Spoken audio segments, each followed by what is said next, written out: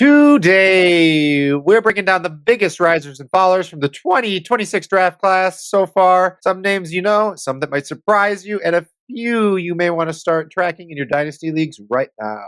Stick around for all that and more.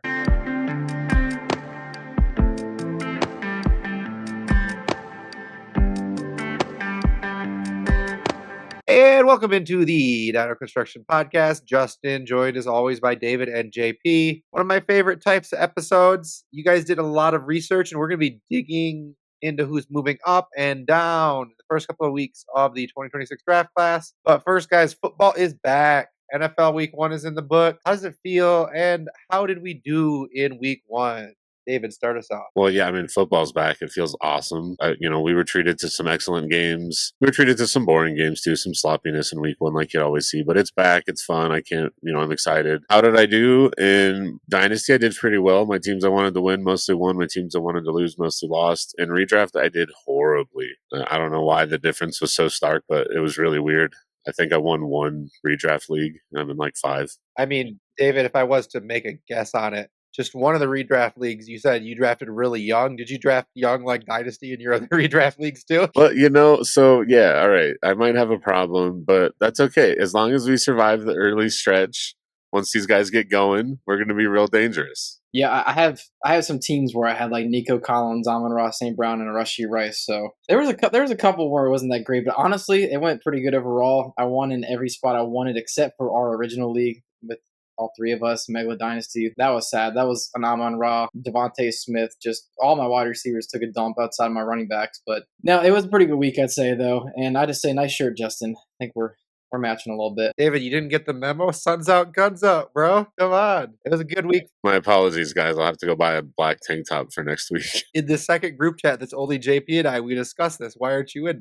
I don't think y'all want. Maybe I'll just go wear a black dress and you won't be able to tell. Because, like, Justin, what you're wearing, it looks like it could be a dress underneath that. We don't know for sure it's a tank top. You'll never know. Yeah. All right. Good week for me, too. I only lost in our listener league and one other league out of the 12 I'm competing in, one in my one redraft league. So 11 and 2. Pretty happy about that. All right, moving into this class, boys. I'm excited to learn from you guys. Before we dive into individual position groups, individual players, let's just talk again, big picture strengths and weaknesses for those who haven't kind of caught you guys. Yeah, I think that the highlight of this class in general was the quarterbacks. And I think there's been some mixed results. I don't think anybody's completely flopped, but I don't think anybody's taken a huge step. We're going to highlight some of the guys that have impressed so far, but I think the quarterback is still the strength. I think wide receivers actually becoming stronger and stronger every week. There's some guys that are breaking out, and a lot of the top guys that we thought might be top 5 receivers, a lot of them are performing well as well. So I think that it could be pretty strong there. And I've seen some first round tight ends mocked, 2 of them in the most recent one I saw. So we'll see. Maybe we'll have another year where we have a pair of first round tight ends, which would really help this class a lot. Yeah, I think in the one position group you didn't touch on, I think is actually quite a strength in this class too. Interestingly, some of the names are changing, which we'll talk about here in a little bit, but I do think we're going to get another pretty good running back group. Maybe no Ashton Janty, maybe no top 10 picks. Probably a first rounder or 2, I would still think, but several second round grade type of players too. So I think it'll be a decent class there. I don't think there's going to be a truly elite wide receiver, but I do think it'll be a decent class. Tight end's really up in the air. And like JP said, quarterback, though, still hoping that's the strength of this class because that would make it a pretty darn good one. Let's go ahead. We got to always do some comparisons too, though. So one last thing before we move on to those risers and fallers. We're always comparing, right? Fair or not, this 26 class, how do we think it's kind of stacking up against this 25 class? Again, the 27 class that's following it, because usually we do compare these rookie classes against the preceding and the following. I think as long as these quarterbacks actually hit, maybe not all of them, it'd be insane if they all hit, but as long as some of these guys hit, I think it's going to compare pretty equally to last year's class. I think the 27 class could be special. There's a lot of guys that could be elite, that could be foundational pieces on our Dynasty team, and we're a lot more confident in those names right now, but I still think there's going to be good players in 26. So I'm not at the point where I'm just flopping random 26 first, random 27 first quite yet. I can't blame you for doing it, but I'm not quite there. I think it's going to be a pretty good class. I think it's going to be, maybe not special, but pretty good. Yeah, I just think that the 27 class just has more upside because a lot of freshmen had really big years. So they got a production profile boost that was pretty massive, especially at wide receiver.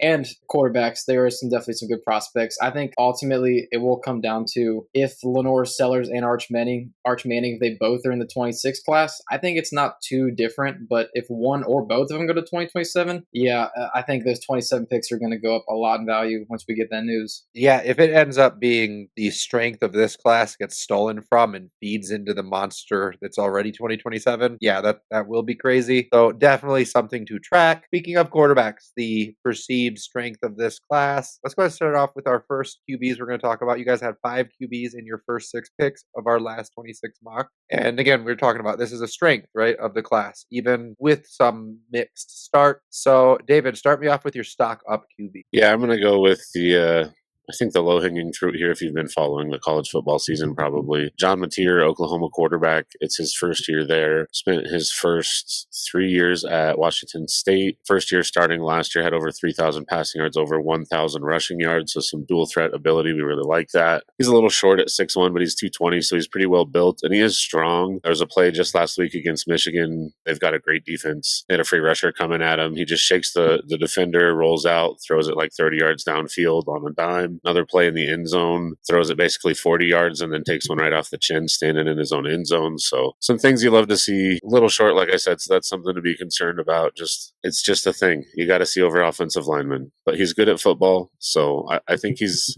got a chance to work his way into that first round conversation. Yeah, and 6'1", that's a number that scares me just because what is that actually, college measurements being what they are? If it's actually 6'1", he's probably fine. If it's 5'11", we're talking has to be an outlier to work, right? So going to be interesting to track that as well. JP, who is your first stock up? I'm going to talk about Oregon quarterback Dante Moore. Now, he's been very impressive to start the year. Like I said, a lot of the top guys, they haven't really made these big jumps. But Dante Moore, to start the year so far, he has 2 games where he's got 3 touchdowns with no interceptions. The first 2 weeks, he had a 78.3 completion percentage, then 76.2. So he's been very accurate. He's not turning the ball over, and he's also not taking a single sack in either one of those games. So that tells me that he's getting the ball out quick enough. His QBR is 81.5 on the year, which that's very good. So I just think that with the year sitting behind Dylan Gabriel probably really helped him, because if you don't know about him, he's a freshman at UCLA, and it did not go that well with Chip Kelly there. A lot of people were questioning if the fit was that good with the two of them together, but he was a 5-star guy coming out with a lot of hype. And then he sat a year at Oregon. So now that he knows the system, he seems like he's taking advantage of it. They're also a very highly touted program. I mean, they're ranked top 10. They might even be up to top 5 this week or close to it. But so they're going to be in the college football playoffs. And to get that experience is very valuable. And also, it gives him a chance to potentially put his name in there for the first round conversation, which he's off to a good start so far. Now, he's not somebody that's super mobile, but if you're at a big program and you get good production with the 5-star recruit status, I just think that really puts him in the conversation for being one of the top 5 quarterbacks in this class, but there's still a lot of time to go. And JP, just to clarify, you said no sacks taken so far? Not one. And when you hear that from a non-mobile quarterback, that means he's doing a lot of things right up here, right? And probably with his footwork, fundamental things, right? Obviously, Oregon also has a good offensive line, so that's going to help. But, that's that whole thing, right? Sacks is a QB stat, right? As much as it is an O-line stat. It's not just a QB stat, but it's definitely something I know NFL teams are going to love. So something to keep in mind, something interesting. Love hearing that. If he's more of a mobile guy, I guess the only question I have, not as much of a mobile guy, JP, can you kind of give me like a NFL range comp? Are we talking Kirk Cousins type of like upside at the high end? Do you think like pocket passer type of guy? Yeah, which if you say that and you look at the draft capital, Kirk wasn't that high, but he was good in the NFL. But I think the high end, I mean, maybe like Jared Goff, but he'd have to have a big year because he's not considered one of the top guys right this moment. But I mean, if he has a Heisman level season, he will be right in that conversation. All right. Exciting to hear the names from you guys of the risers, but it's not all risers. We got some stock down quarterbacks. David, can you start us with your first guy here? Yeah, well, if we hadn't heard of the risers going into the season, well, maybe you had some of them if you follow college football. These guys are going to be a couple of names that you have heard of that haven't quite gotten off to a great start yet. I'm going to go with Clemson quarterback Cade Klubnik. You could almost forgive the first week. It was against LSU. He did not look great, but LSU's a good team. It's a tough way to start a season. No spring game was forever ago. There's no like preseason in college football football or anything. So I almost forgive that, but then they fell behind 16-0 Detroit at home in week 2. And that came off of a pick 6. So now they did rally to win. I'll give them that, but it's Troy at home. Clemson better win that game. You shouldn't even be down 16-0. So just kind of an ugly start for the team overall. I will say Antonio Williams, who was his wide receiver one going into the season, got injured early on week 1. Getting him back would be huge. But a couple things you really don't like to see: rushing yards down from 42 yards per game to 14 and a half, not even 15. I know it's a 2-game sample size, not panicking quite yet, but we need to see him get his legs going again. And only 2 big time throws through 2 games, something else we want to see a little bit more of. So for a guy that was in some people's top 5 overall in the NFL draft going into the season, I just think we expected a little bit more. Yeah, I do have to say, as far as the rushing yards per game, I'm not as worried about that, because if we know you're mobile enough to rush, like, you're going to be able to rush. But the big time throws and just not seeing as much from him as a passer, whether it's the injured wide receiver, like, you need to be moving forward as a passer year over year, right? That's more concerning to me. So definitely something to keep in mind as the season goes on. And JP, who is your stock down QB? Now, this is somebody who had really high hopes coming into the year, and he was projected as a top 3 draft pick on multiple sites, and that was based on him taking a leap as a passer, because this is a very athletic quarterback in Lenore Sellers, who he can run the darn ball. He's one of the best runners in college football, but we needed to see that step as a passer, and I haven't quite seen it yet. He only threw the ball 19 times in both of the first 2 games. His completion percentage is at 60.5. It's fine. He's kind of just not taking the short stuff at this moment. He's really just wants to go deep or run the ball. He's only got 2 passing touchdowns, and he's taken 6 sacks. And that's been another nitpick I've seen people mention with him, is that he just takes too many sacks, which one of them was a really bad one where he cost the team a safety because he didn't get rid of the ball on time. It's just his processing speed and the accuracy, not only just down the field's fine, it's just the intermediates and short areas where we want to see the leap. And I said Dante Moore's QBR was in the 80s. Well, Lenore Sellers is 47.3 through the first 2 games. So I still think there's time for him. I'm not saying that he can't be a top 3 pick. He's got all the tools and everything. But just so far, against 2 opponents that aren't that great in South Carolina State and Virginia Tech, he just hasn't taken that leap I've wanted to see yet. Yeah, shades of Anthony Richardson, as we were kind of talking before the recording. I want to bring that up again. Very athletic quarterback. We also brought up the name Trey Lance, right? Guy who's very athletic, doesn't seem to have it all put together as a quarterback yet. This is the type of guy, JP, you agree that if he continues playing like this, probably the best thing is for him to come back? Like, if he comes out and gets good NFL draft capital but does not improve the play, is he almost like someone that you're more looking to avoid? Or if he's at the bottom of the tier, trade out of that tier to the next one type of thing when rookie drafts come along? I know it's a long way out, but just look in your crystal ball for me real quick. Yeah, which we want to take the shot on these mobile guys, but we've seen plenty of them not work out at all. I mean, even Justin Fields, people still are scared to buy him because they don't trust him as a passer. But as much of his performance isn't as encouraging for his draft stock, maybe come down a little bit, it's just as concerning that it pushes him into 2027 if we're looking at 2026 specifically. So I think that's very much in the range of outcomes for him. Maybe he just says, screw it, I'm still projected top 10, I'm athletic, I'll make the leap like Anthony Richardson, but maybe that's not the best thing for him. Yeah, I hear you. And we're going to go ahead and move on to the quarterbacks that were in our rookie mock draft we did a little bit ago, or future rookie, our 2026 mock draft that we did a bit ago. Just want to touch base on Arch Manning first. David, I'll start with you since your team kind of is the reason why we're worried about him. Yeah, and honestly, that's also the reason I'm not really worried about him. That's a really tough environment. That's a great defense. That's an NFL coordinator who confused rookie quarterbacks professionally for years. I mean, that was one of the things we knew about Bill Belichick defenses, right? Matt Patricia's the defensive coordinator at Ohio State. So I'm not really worried about the first game. Pretty good bounce back in the second game as well. Almost 300 yards, 5 total touchdowns.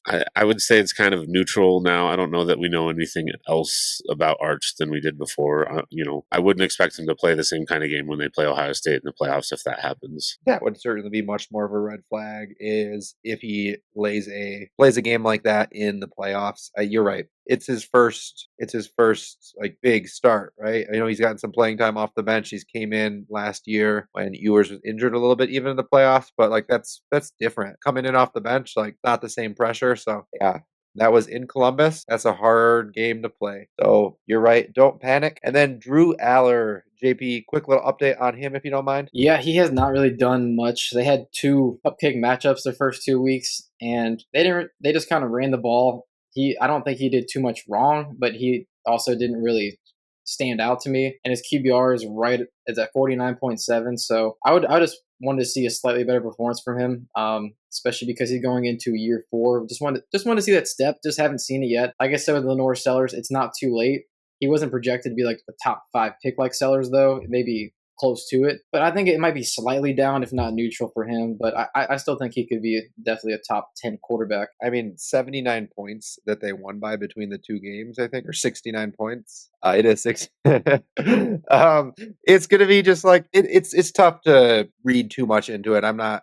Yeah, and the running backs that they have there, 2 seniors, right, that came back, or juniors that came back. I don't know what years they are, but 2 guys that came back, right? They're going to be running the ball a lot. Definitely look at their first big matchup. That's probably what is. If he's playing like that when they're not winning by 35 points, I'm definitely going to continue to start being a little more concerned. And last guy, Garrett Nussmeyer, go ahead and give me a update on him, David. Quarterbacking LSU, the other side of the Cade Klubnik. He was quarterbacking Clemson. LSU Clemson played to open the year. Neither really looked that great. Nussmeyer looked a little bit better. I was hoping to see a big game last week. They hosted Louisiana Tech. Only 237 yards on 41 pass attempts. So it's not like they just put up a bunch of points, pulled them out early. They only won 23-7. I'm not too worried yet either, but I would have liked to see some bigger numbers. It'll be interesting to see how he plays once they get into the heart of SEC play, though. I think that'll really tell us what we need to know. Yeah. Definitely how you play against Big Ten, how you play against SEC defenses for these last couple of guys. That's what I really care about, because that's when those are NFL caliber players, right? That you're playing against. Those are guys that are going in the first, second, third round. A lot of the time are going to be matched up against your best wide receiver, and you put the ball in the right spot. So keep an eye on it as the season progresses. And do we have anyone else we want to put on the listeners' radar? JP, do you have anyone? Otherwise, we'll throw to David. No, that's everybody that I'm mostly interested at this point. Yeah, I'll just mention real quick, Bo Pribula transferred from Penn State to Missouri, putting up big numbers, and then Sawyer Robertson at Baylor also putting up huge numbers to start the year.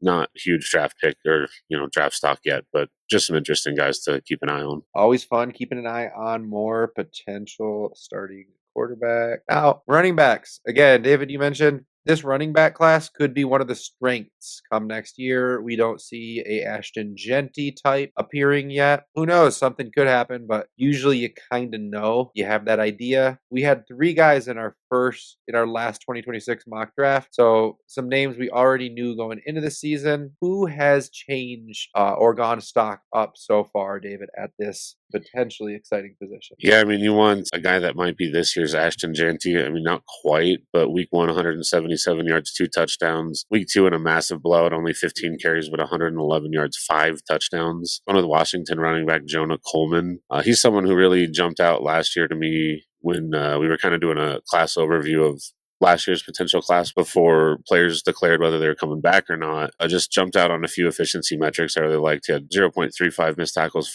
forced per attempt. That would have been second in last year's class. Would have had the 3rd highest rate of rushes of 10 plus yards, so explosive. Also would have had the 2nd highest PFF pass block grade. Not an elite receiving profile, but enough.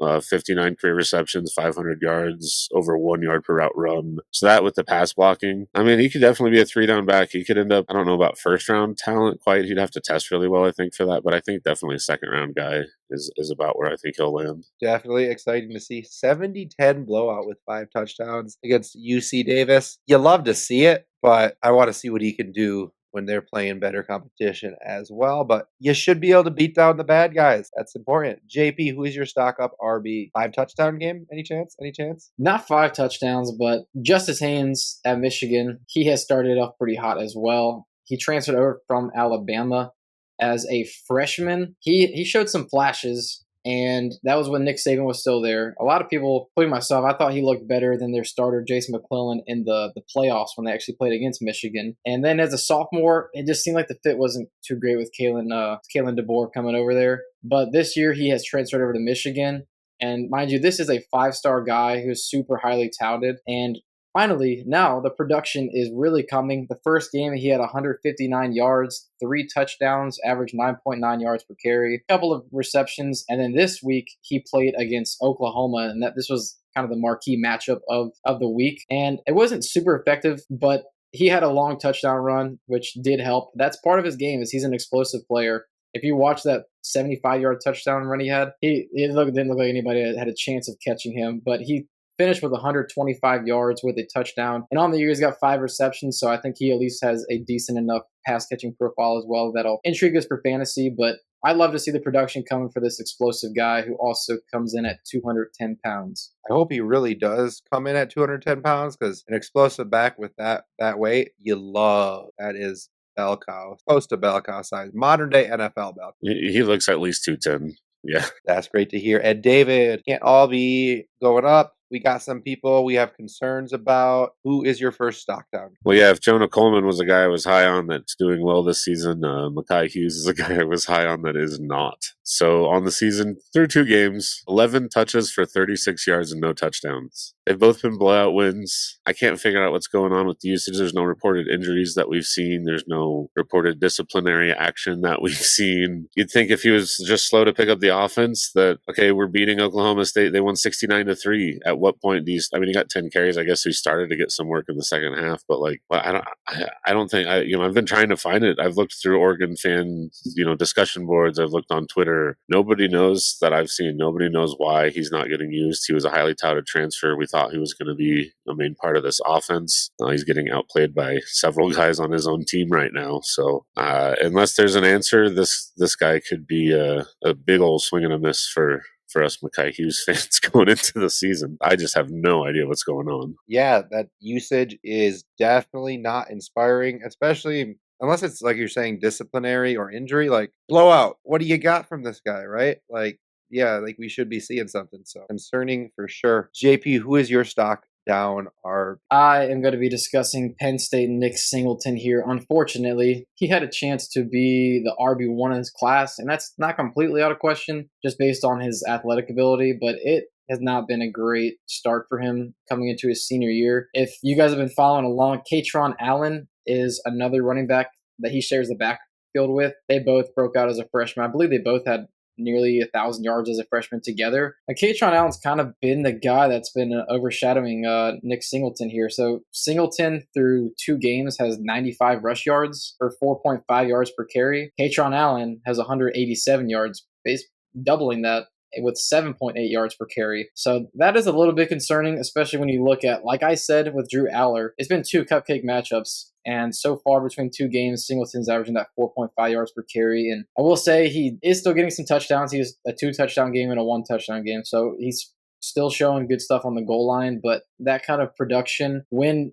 like you said, Justin, these teams, you're not really throwing the ball a whole lot. He had the opportunity to have these big games, and he really hasn't, with his teammate doing a lot better than him, in my opinion. So which Penn State running back do you see going first in the NFL draft if you had to pick today then, JP? I just think when you see Katron Allen might be a guy that has like 4.6 speed, maybe low 4.5s, and I just think Singleton's going to run a 4.3 with strong size as well. And we know the NFL suckers for that. Like even Trey Benson, he didn't have like an amazing production profile, but he had the size and the speed. And Singleton still just has like solid pass catching chops. So I just think he had a chance to be RB1 in this class, maybe RB2. And I think it's more likely he's like a 2nd or 3rd round guy. I think Katron could surpass him, maybe, but I still think I'd put my money on Singleton right now. So surpassing him would pretty much be a production profile, not athletic profile thing, it sounds like. And yeah, 4 for 37 in the air in one game. That's serviceable. College numbers, that's honestly that's pretty good for the RB position. So we know he can catch. So yeah, definitely potential receiving back with speed. You gotta love that in the NFL too, potentially. So definitely a name to keep an eye on. The last guy, we only have one guy, Jeremiah Love, that we did not mention, who was in our 26 mock. Otherwise, Hughes and Singleton were in the mock. So David, can you go ahead and just give me a quick update on him for our listeners? Yeah, I mean, they've only played one game this year. It was against Miami. It was not a very good game for Love, but one game sample size. I'm not drawing any conclusions. He's still a freak. He's still probably the RB1 in this class, especially with Singleton, Hughes, a couple other guys kind of falling off. So, I'm not worried, but yeah, interested to see how he does in his second game going forward. All right, so that is wrapping up our RB position for the most part. As far as guys we had on the radar, is there anybody else who we need to put on the listeners' radar that we didn't talk about in our draft? Is not a stock up or stock down guy, but is just looking good so far. David, you got anyone? Then JP, feel free to chime in after it. Yeah, well, I was going to say West Virginia running back Jaheim White, but he suffered a season-ending injury at the end of last week, unfortunately. So I'm going to go with Emmett Johnson at Nebraska. He just jumped onto my radar personally, had a huge week last week. This is his first year as the featured back. He did have over 40 targets last year, though, in a complimentary role, so hoping we can see a little bit of three-down back kind of skill set from him. But yeah, just jumped on my radar as well, so excited to learn more about him. Yeah, Jaheim White was kind of the guy I wanted to shout out, so that is really unfortunate. I would just say that Katron Allen, I think that if he really does prove to be the guy there, he's a really good running back. I think the only thing is just he doesn't have the speed or like a high-end pass catching ability, but man, he just looks really good. I think he could rise up. All right, RB is definitely a more fun topic than it was a few seasons ago with all these young people coming into the league. It's getting more liquid, fun to talk about, but wide receivers usually kind of our bread and butter, what we really love. Those young wide receivers, they're so liquid. You can trade them for whatever you need. So let's start talking about them. We had 4 guys in our last 2026 mock. It sounds like one of the less exciting wide receiver groups we've had recently. Correct me if I'm wrong, but maybe it like profiles similar with like JSN's year, or we might see some wide receivers going into that like 15 to 30 range of round 1. No round top 10 talents, or at least maybe JSN should have been, but nobody going up there. David, who would be your stock up wide receiver in this class so far? Yeah, I think I generally agree with that assessment that at least as of right now, there's no one I would project to be a top 10 wide receiver, top 10 pick in the NFL draft. My stock up wide receiver, I'm going to go with Jeremy Bernard, receiver at Alabama. I had a huge week 1 in their loss against Florida State, one of the biggest upsets of the season so far. 12 targets, 8 catches, 146 yards, though he was the security blanket on offense. And that was with a healthy Ryan Williams for most of the game. Ryan Williams, if you don't know, 2027 class stud, probably the wide receiver 2 in that class. And we had huge expectations for him. But yeah, Bernard outplayed him, it looked like. And then last week, Ryan Williams did miss with that concussion. And it was a blowout 73-0 win. So Bernard only played like 20 snaps, but he had 3 catches for 67 yards and 2 touchdowns. So pretty impactful in that small sample size. The big thing I'll say about him, he's getting better every year, but for me, I like to believe what I see on the field. If Bernard continues to outplay Ryan Williams, to me, he's really good because Ryan Williams is really good. So we'll see what happens when Williams gets healthy. We'll see what happens when they get into SEC play, but I think Bernard's definitely in that day 2 conversation right now for me. I mean, you're no Matt Harmon, but I do trust your eye test. Like, you know when someone can ball. You don't know everything, right? But I trust your eye test there, David. And JP, who is your stock up wide receiver? I am going to talk about Makai Lemon of USC.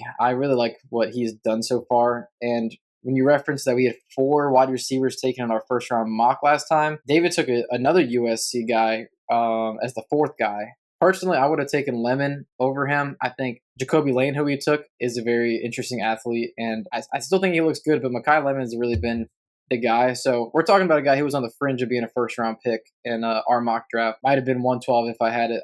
But so this guy, I think, could be the wide receiver 3 in this class. And the way he started this season was 7 catches for 90 yards, and he followed that up with 4 catches, but 158 yards and 2 touchdowns. So he's looking at 248 yards and 2 touchdowns. And David, you had highlighted in our post on X, which you could follow us on X, DynoConFF, that he is playing a lot more outside, because that was kind of the thing, was he's playing in the slot, but now he's playing outside more, which is a really strong step for him. So he's a really nice yak guy. He's 5'11", 195, so he's not a real big outside presence, but he's really quick. He was a 5-star recruit as well, which actually he's the 5th player I've talked about today on the Up and Down, and every single one of them have been 5 stars. I don't think, David, you've talked about a single one. It just happened to be that way. But yeah, this guy's definitely on my radar, and I'd have him as the wide receiver 3 right now. Those are some gaudy numbers. Hoping he can continue those because if he does, that is first round wide receiver numbers, and you love that. David, who is your stock down wide receiver? Yeah, I was kind of torn on who to pick here, but one of the two guys I was thinking about picking was a first round pick in our last 26 mock, so I know we're going to touch on him later. So I'm going to go ahead and talk about Evan Stewart, and this one is more of an unfortunate reason for the stock down than anything Stewart has done. He tore his right patellar tendon reportedly in June. It's 6 to 12 month recovery, so it could be the whole season, probably going to be the whole season, if not at least most of it. It's his fourth season. He was a 5-star recruit. He was supposed to be battling Luther Burden for wide receiver 1 in last year's class. Showed a lot of flashes every year, but never really showed the consistency he needed to. So he came back. He was hoping to put it all together this year and finally get that first round draft grade that he really has the talent to get. So just really unfortunate the path he's been on. Hoping he can recover, hope he can put it together, whether that's entering the NFL draft and going later than he should next year and proving it at the NFL level, or coming back once he's healthy and showing it one more year at college. But he's a really talented player, so watch out for him when he does get healthy. Yeah, you hate to hear that. Young man like that, you just want to see him healthy on the football field, doing the best he can. Speedy recovery for sure. JP, stock down guy for you? This is somebody that I was pretty excited about, and that's LSU wide receiver Nick Anderson. He transferred over from Oklahoma, and there was reports that in the offseason he had a car accident where he might be out for like a week or two. So maybe that impacted his snaps a little bit because he was transferring over. I don't think he played the first game, which I was really hoping for him to establish himself, but the second game of the year, his first game playing, he had 17 yards, he had 3 catches, and he had a touchdown. But what's kind of more discouraging for me is that they have a returning leading receiver from last year. His name is Aaron Anderson, and him and Garrett Nussmeier just seem to have a really strong connection. And they also have another transfer wide receiver in Barian Brown, who this guy has been on the Devy radar for a few years after a really strong freshman year. And he seems to really have caught on with Garrett Nussmeier too. He's got 13 receptions through 2 games so far. So he seems like Nick Anderson might be the 3rd or 4th guy. Now he's just getting back, and maybe if he is that good of a talent, he will start to, get more and more snaps and more trust. So it's not completely over for him in my mind, but I just think having this slow start when he could have potentially had a strong production profile to start the year and build through, I just am a little bit discouraged by it. Also because this offense could be like really, really good this year with Garrett Nussmeier. So I just think that he's a little bit down in my mind. He was somebody I have in Devy, so had high hopes for him. Like I said, it's not over yet, but I just think when you have this slow of a start, when you're the other transfers outplaying you so far too, it's just a little discouraging. Definitely would love to see a little bit more from him. Now we're going to go ahead. We're going to do a quick rapid fire 30-second update on the other 4 guys we drafted in our last mock draft. We go David, then JP. David, just give me a quick where they play, what we've seen, and are we concerned yet or not? Or Jordan Tyson. Yeah, Arizona State wide receiver, a lot of people's wide receiver 1 going into the year. Huge week 1, 12 catches, 141, 2 touchdowns. Week 2, the whole offense kind of sucked, but he had, I would guess, over 50% target share, if not right around there. 11 targets, 6 catches, 68 and a touchdown, and they did not produce. So that's good numbers in that situation. I'm not worried about him. He's still my wide receiver 1. JP Carnell Tate next. Quick update. What's funny is Sam Levitt, his quarterback Jordan Tyson, only had 82 yards passing, and Jordan Tyson had 68 of those 82 in the last game. So yeah, not worried about him at all. He's my locked-in wide receiver 1. I guess I can't say locked in because this next guy, Carnell Tate, he is really darn good as well. I hear a lot of guys talking about the film the first 2 weeks and just how impressive he looked as a route runner. He had a touchdown week 1 against Texas, 49 yards, and in the second game he had 69 yards and a touchdown. I mean, they spread the ball around to a lot of receivers, especially against Grambling State when it's a blowout 70-0. So that's pretty good production when he's not playing a ton, and especially against a tough opponent in Texas. We know Jeremiah Smith is there, but Carnell Tate, he's playing right up to snuff with Jeremiah Smith, at least in the first couple of games. Ohio State wide receivers, usually a good bet. And David, Eric Singleton, give us the skinny real quick. Yeah, he's a receiver at Auburn right now. He's had a pretty slow start. He was the other guy I was thinking about picking for my stock down. Just not a very great passing offense from Auburn so far. So maybe if Jackson Arnold can start getting things going with that offense, Singleton can break out. There's several other guys there that are getting the ball too. So I'm just worried about his target share in a pretty down passing offense. There's so many good receivers there. It's sad that they don't have the quarterback to get them the ball, but that's a problem when you're trying to put up numbers. receivers. So Yeah, you do in fact need a quarterback as a wide receiver 9 times out of 10. And last, Jacoby Lane. JP, give us the skinny again. This is the other wide receiver from USC. He is a true junior, and he hasn't had the start that Mekhi Lemon has had, but it's still been pretty good with 124 receiving yards and a touchdown. And if you see this touchdown, it's one of the most impressive touchdowns. And we know that this guy can do it. He has like shades of George Pickens. Just think that he's 6'4", 200 pounds, and he's one of the best contested catch receivers you've seen. Last year as a sophomore, had 525 yards, but 12 touchdowns because he's just the go-to guy there. And what's funny is Mekhi Lemon had a lot more receiving yards than him last year, but Mekhi Lemon only had a couple of touchdowns because they all went to Jacoby Lane. So it's a really interesting pair there in USC. All right. And last but not least, any other guys that we need to be on the radar for our listeners? David, I'll go to you first, then JP again. yeah, just a couple of guys with size here. Elijah Surratt, Indiana wide receiver. I think he's about 6'2". And Deuce Robinson, Florida State wide receiver, was recruited as a tight end. He's 6'6", had a huge game last week. JP, any additional people to add, or that kind of cover it for now? Denzel Boston, he's projected to be in the first round by a lot of people. Dave and I are just a little bit lower on him, but he's had a decent start. He's an ex-wide receiver in Washington, 200 pounds, 6'4". And the other guy would be Nick Harbor. He's the freak show athlete at South Carolina, 6'5", 235 pounds, and a true track athlete at that size. It's bonkers. And he actually has had a decent start. Dave and I were lower on him too because he's just a big athlete, didn't have much production, but seems like he might be putting some production up this year, so we'll have to see what he does. Sounds like shades of Xavier Legette, 6'5", track star. Let's hope he can move this way and not just this way. All right, moving on from the wide receiver position. You guys mentioned some potential at the tight end position. We'd love to see it. Anytime you have a first-round rookie tight end, it really just improves that year's draft class. So, David, do we have your first stock up tight end real quick? There we go. Baylor tight end Michael Trigg. Week 1, 16 targets, 7 catches, 99 yards, and a touchdown against Auburn. So good competition, great game, 2-game sample size, so 16 targets, doing a lot of lifting there, but he does lead the tight ends in the NCAA. Well, it's not, NCAA in targets, I guess. I don't know if, I assume lower levels of NCAA too, but at least the CFP. Fifth-year player, 6'4", 240, initially signed with USC, played a lot of slot throughout his career, but he did see 42%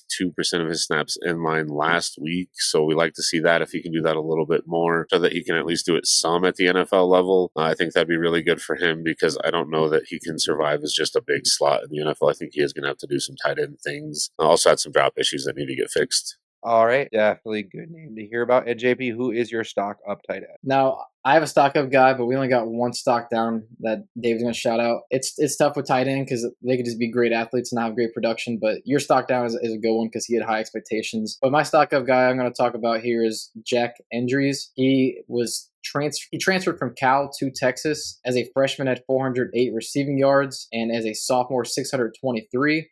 So a good receiving tight end, but both of those years he only had 2 touchdowns receiving each season. So the thing is he transferred over to Texas. They have a really strong program of just recruits. So it's like, okay, let's see if he can truly establish himself as a guy there and also increase his touchdown total. So far, he has 102 receiving yards, which is pretty solid for Texas, especially with watching what they did against Ohio State. And he already has 2 touchdowns. He's already matched his season high through the first 2 games. So I think that's a good sign. Texas has put out some pretty decent tight end prospects. Gunnar Helm, he was looking like he could have been a day 2 guy before he just tanked it at the combine. And then Jatavian Sanders was also a very interesting guy. So maybe they can put another guy on the radar coming into this year's draft. Definitely a name to keep an eye on. David, I see he sniped you. You had this guy as another guy to put on the radar before JP added him to the show sheet. So glad you both like him. That's always a good thing to see. David, who is our one stock down guy at the tight end? Yeah, let me talk about my Ohio State guy with the stock down. I appreciate it, I guess. I got to go Max Clare. On the season, he's had 3 targets, 2 catches, 18 yards. The one target that was not caught was actually a drop on a 4th down against Texas that probably could have changed that game. Like, this is what I'll say. You can forgive the Texas game. It was just like it was weird for Arch. It was weird. It was Ohio State's first start for their quarterback. He was at home, but it was still against arguably the best defense in the nation. So they called the game very conservatively, very run heavy, very much not trying to make a mistake. So they weren't really trying to get too many guys involved. They were just trying to survive. Next week, though, Grambling State 170-0, 1 catch for 7 yards. And like his snap count was down because they played everyone, but he was still out there with the backups. I think he was even out there with the third string quarterback for a play or two, and it was a heavy set. But like, and if he was the guy there, that wouldn't be happening. He's only had, like I said, he has 2 catches on the year. There's 3 other Ohio State tight ends with 2 catches on the year, so he's just not separating from himself in that, or from the other people in that room. And there's so many mouths to feed in that wide receiver room already. Like, I don't know. I really hope to see it. I'm a fan of his. Obviously, he plays for my favorite school, but yeah, just not the start we were hoping for. Definitely following the numbers on that snap share with the starters, all that stuff, I think really paints a holistic picture. Great job there. Going to be interesting to see if he can turn that around for sure. And David, that was the only tight end you had to shout out, I believe. JP, do you have anybody else you think's worth touching on? Yeah, it's Oregon's tight end Kenyon Sadiq. He has been a guy he's been on Bruce Feldman's, which is 247's freaks list. And so he's this just a fantastic athlete. He's got the size of a tight end. And from the scatter reports I'm reading, people are just talking about how with that size, he also has the burst and athletic ability of like a wide receiver as well. He's kind of a receiving threat, playing a lot of slot, not as much in line, which if that ends up working out for us in fantasy, we don't mind that as long as he's getting targets and he's running routes. But he's listed at 6'3", 245, and I'm even seeing his projected 40-yard dash time at 4.55, which that would be incredible. We'll see if that can actually happen. But I'm just shouting out the guy that's gotten some first-round buzz and also is a really, really good athlete. Definitely worth keeping an eye on then. I feel like we've given a pretty good look from top to bottom of this. So a great breakdown. I feel like I really enjoyed learning about all these players. So thank you for joining us for another episode of the Dyno Construction Podcast. We hope you found this as helpful for you as it was for us. Please remember to like and subscribe wherever you listen or view. And from all of us here at the podcast, until next time.